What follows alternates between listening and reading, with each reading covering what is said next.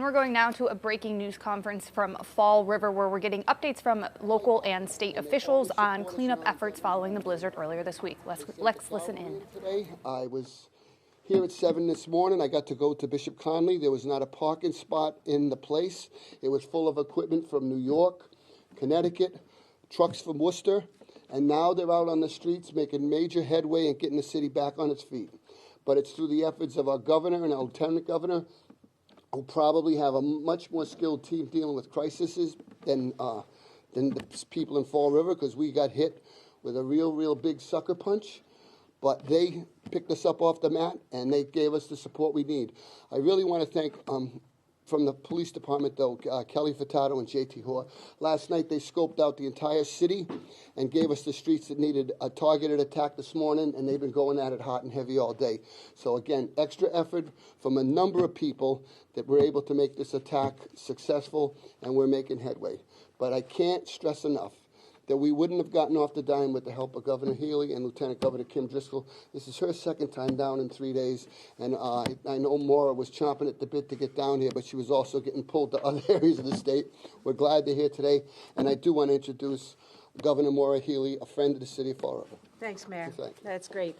Well, good afternoon, everyone, and the mayor is absolutely right. I mean, this was a big time storm, not just here on the South Coast and in Fall River, but around the state and around the region. And, you know, when you look at some of the totals, I mean, southeastern Massachusetts got more snow, 30-plus inches in a 24-hour period than ever before in history. So, you know, that's just the facts. We also know we had hurricane force level winds, which contributed to zero visibility and whiteout conditions.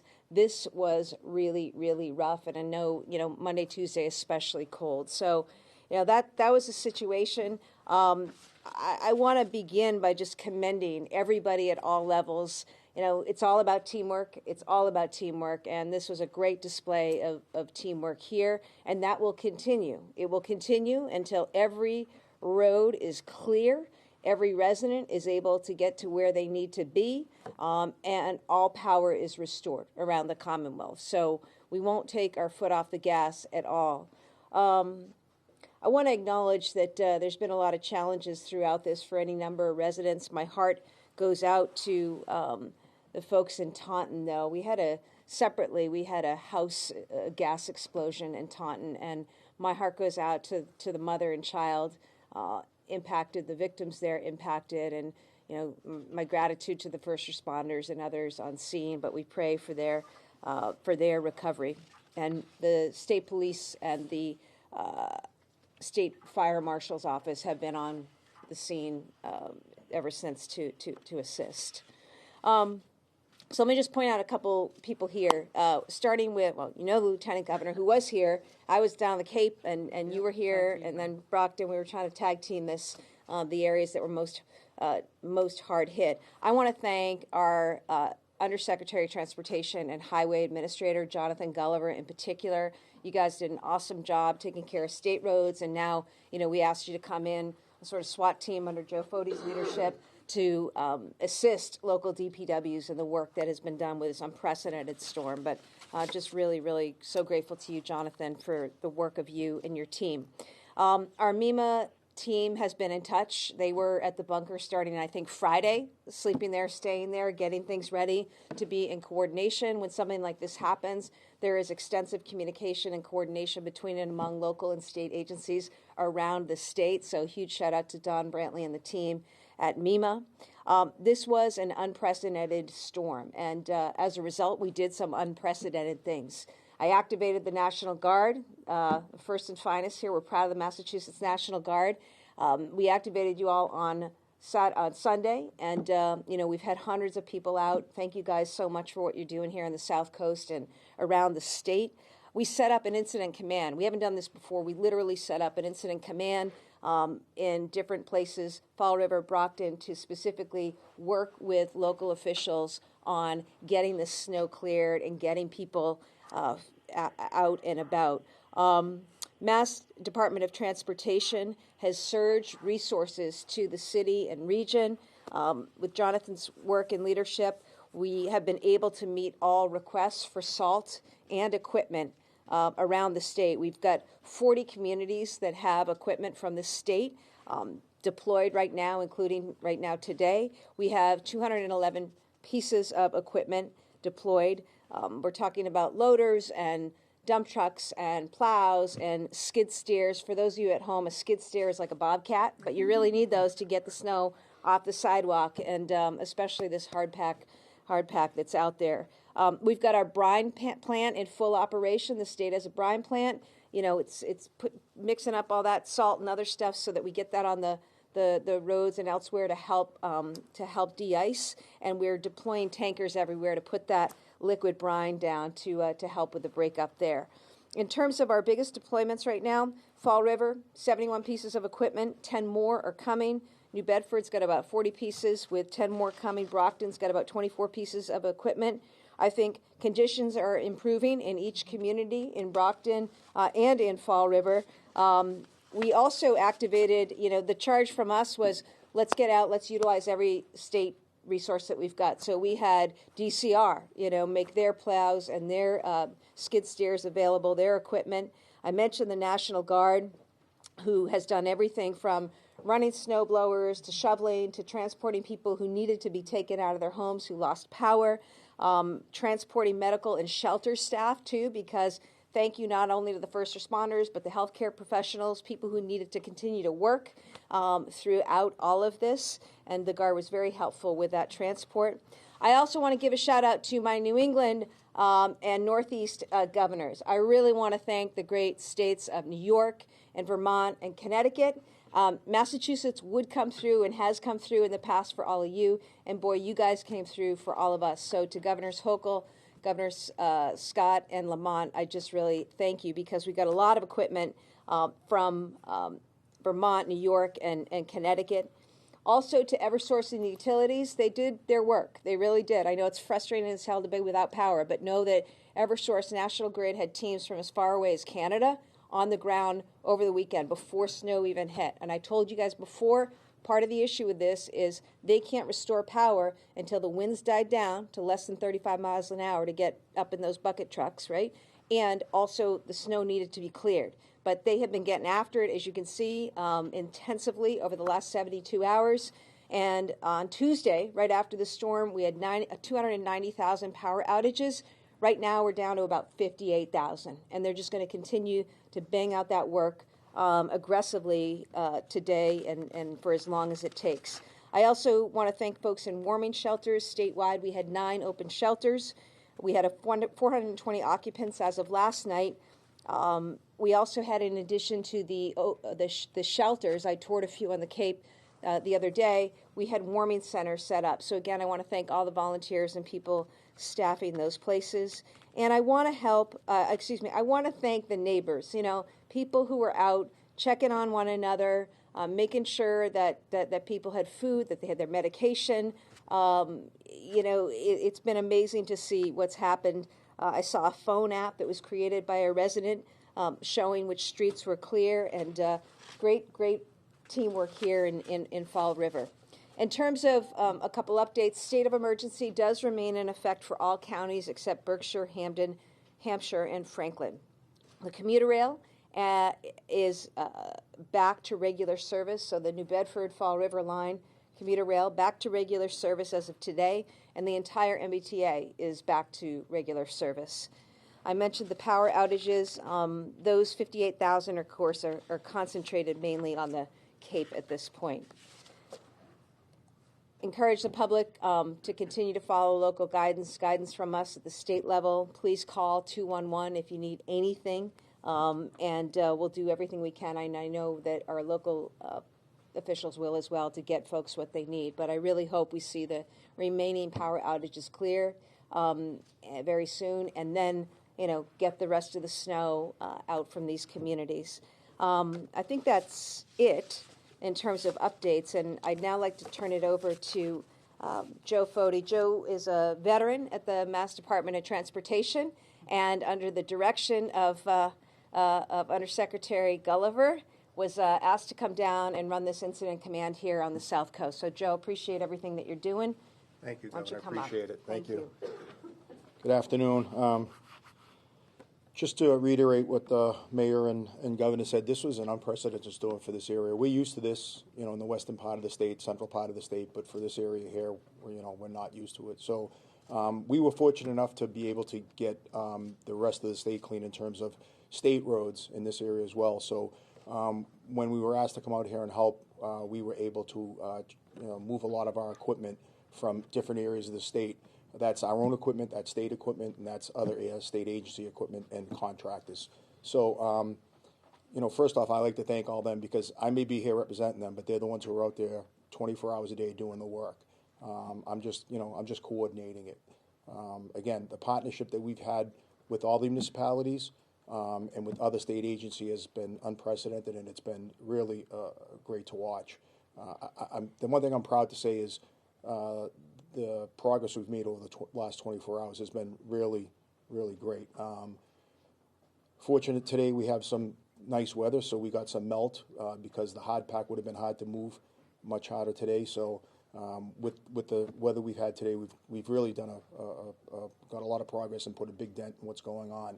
So it's our pleasure to help, and certainly under the guidance of the governor, lieutenant governor, and secretary and undersecretary. We're here for as long as it takes to get this done. We're not going to abandon you, and we're going to make sure that we get your roads open so you guys can get around and move around. So, thank you. Thanks, Joe. Appreciate Joe, it. you want to mention some of the smaller communities that you've been working? I know we're here in Fall River, New Bedford, Brockton, but we're helping every level. Oh yeah, we've been all over the place. We've been in Fairhaven, New Bedford. Again, just all over the place. The two that we keep mentioning is because those are the two that were hardest hit in terms of having a lot of roads that are still blocked. But we, like the governor said, we have over 200 pieces of equipment. We have over 400 people working.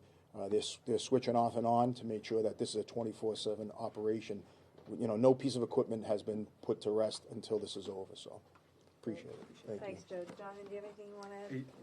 I'll just add, Joe and the governor just alluded to this. We've made tremendous progress in the last 24 hours with our municipal partners, and especially with that extra equipment coming in from out of state, has really enabled us to put a huge dent in things. And right now, there's a number of those communities, not everywhere, but a number of them, we're shifting from emergency operations into general cleanup, which is exactly where we want to be with every place. And I expect that sometime in the next 24 to 48 hours, we'll be able to do that everywhere. Again, everybody's, as Joe said, we are working right now in 2 12-hour shifts to make sure the job gets done. And there's more work to do, but it's again, this is just an unprecedented event, requires an unprecedented approach, and that's what we're doing right now, and we're looking forward to getting done here. Right. Governor, Thank you. obviously you've had eyeballs across the state. Would you consider Fall River really ground zero for this storm where we're at right now? I think South Coast and Cape were ground zero for this, and shout out to our friends in Rhode Island. Love you guys, and I know Governor McKee is dealing with. Providence saw this unprecedented record snowfall. So this whole region, I think, was ground zero for the storm, and certainly that's why we as a state tried to deploy assets early and continue to surge there with resources, state resources, as well as resources from other states. Governor Healey, one of your predecessors, Michael Dukakis, probably the only comparison to this. Is the timing of the storm that it was such a 24-hour spot where that much snow dumped in this region? Yeah, I don't have my vest, or my sweater, I should say. But I will tell you, look, talk to the pros and the meteorologists, at your stations. I think they'll tell you that this was not dissimilar to 78. And because of the hurricane force winds and because of the amount of snow that fell over the course of 24 hours, 36 hours in some instances, because we were still seeing some snow in places, even yesterday morning. So I think those things made it really, really intense, and it was a storm that we just have not seen. And I think the analogy, the more I've read and learned, because I was a little kid then in 78, the more I've read, that's a really fair comparison. The blizzard of 78. It was really, really tough out there, and I'm grateful that the tides fell the way they did. Because that lessened what we saw in terms of some erosion and flooding. We did see some, but thank God at least the tides were not hitting at the height. What was the biggest takeaway from the storm, learning-wise? I think it's just an affirmation of what we did. I mean, look, you gotta get resources in. You gotta get them there early, and you gotta be willing to use all parts of government and the apparatus. And I think that's what people look to government to do. It's at moments like this when government needs to show up and government needs to work. And that's what I saw, from the Massachusetts State Police, who, were helping get cars off the road, literally, because people, by the way, thank you, most people actually abided our call to stay off the roads. That helped a lot. But some people did need to be out. Cars went off the roads. Massachusetts State Police was there to clear, along with the Department of Transportation. The National Guard helped with that. The work that went on to get people. I mean, I heard stories of a police officer on the Cape. I mean, he got an older woman out of her home with 2 dogs and 3 cats and got her to a shelter, and had to walk through snow and carry them to be able to get them out, because you guys saw the debris and the storm. I mean, the snow was so great. And so to me, it's about, I think the message, I guess, here is, the importance of teamwork, utilizing all the assets, including those of other states. We were talking to the utilities last week about this and making sure that they were out there with crews. They had a couple thousand crews from as far away as Canada, so they were staged and in place. That was important, and I just think a general willingness to do whatever needed doing, and be wherever you need to be. We're not out of this yet. I mean, a lot of kids are in school today, which is great for them and great for parents. But there are kids who are not in school today, which is really tough for parents and families in those districts. So, that's why we're working around the clock, 12-hour shifts to just help communities clear and get back to business as usual. Governor Healey, so Kevin and New Bedford Light, we put out a survey yesterday, and over 1,000 people were telling us in the New Bedford area that their streets had still not been plowed. Municipal authorities said that they had reached out to the National Guard to get some help. We have not seen the National Guard yet. So I just wanted to know, did New Bedford receive the aid that they have requested, and will there be a Guard deployment to New Bedford? Yeah, why don't you were on the ground, both of you, so you want to address that? I can tell you, yes, we have equipment everywhere right now, and New Bedford had one of our bigger deployments. I think they had the second largest deployment that we had going over the last couple of days. I think we had, if I recall correctly, 40 pieces of equipment there. And I could be There were wrong. 5 pieces of apparatus the day we were there. Yeah, 40 with 10 more coming, so it'll be 50 by the end of the day. And again, this is where we are now, not just in New Bedford and Fall River and elsewhere, but any place that has snow on the ground.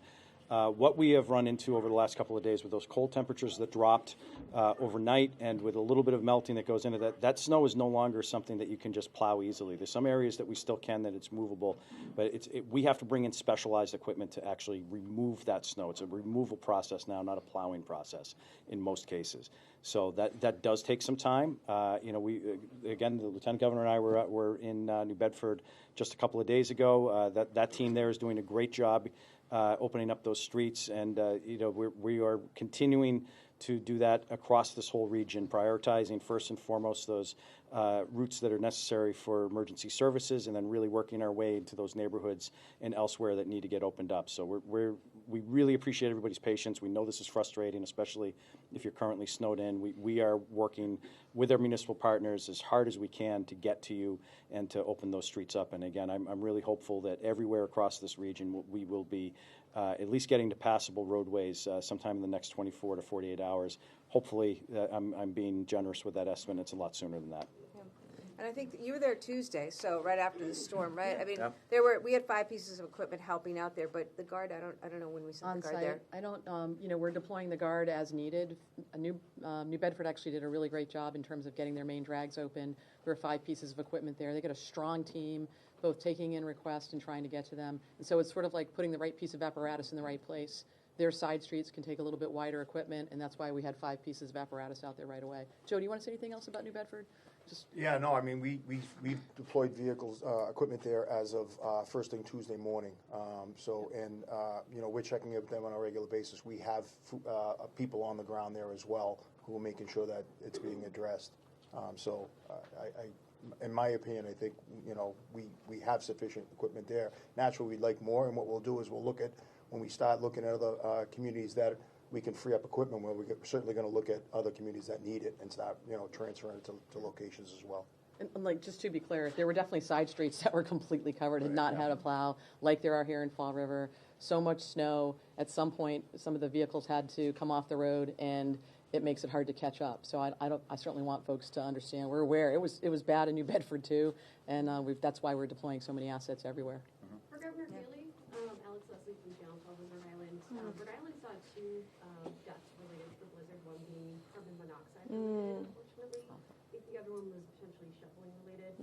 Has your office been made aware of any deaths related to the blizzard?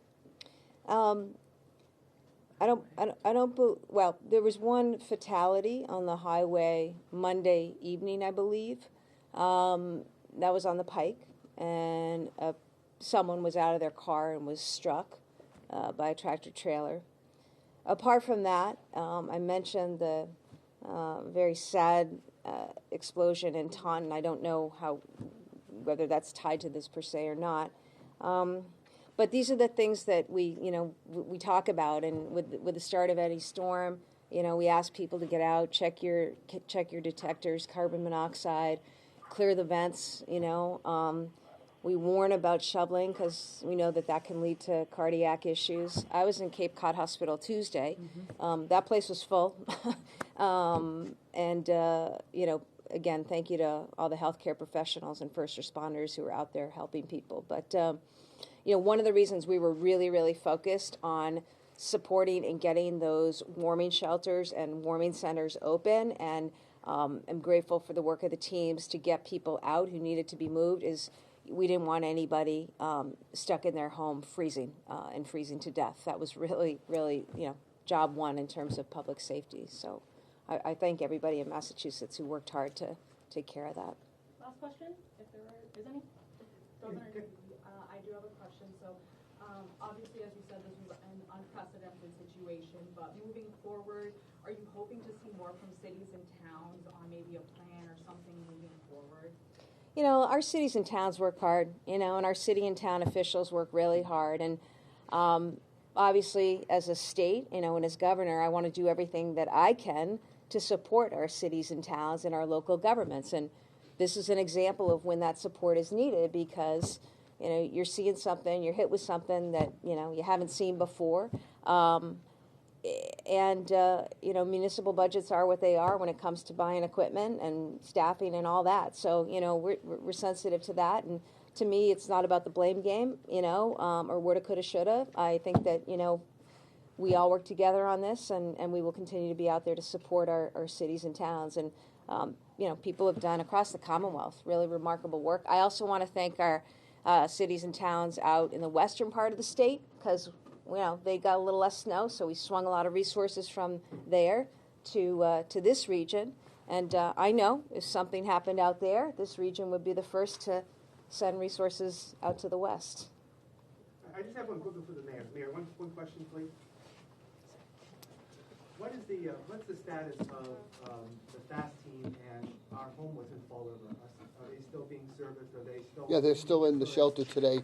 They'll be there tonight. We'll obviously, as we do every day on our FAST team and our homeless, we'll monitor the weather. And I went by there on the way here. They were all outside. It's a beautiful day. Let's say we get back to normal as fast as we can. Thanks, everyone. Great. Thank you. Thanks, everybody. Thanks. All right. Thank you. Yeah. Nice job. Okay, thank you.